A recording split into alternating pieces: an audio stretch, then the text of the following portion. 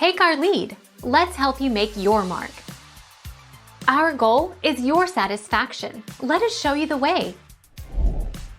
For postpaid customers, the account number is located on the first page of your bill.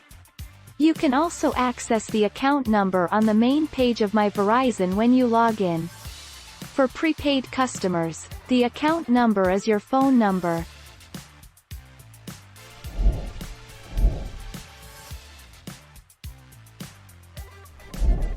Make your mark. Take our lead.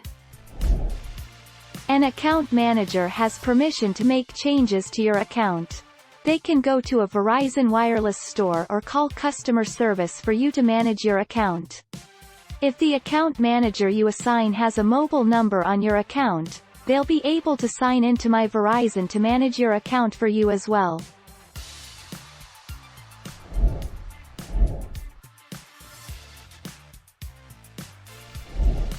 Make your mark. Take our lead.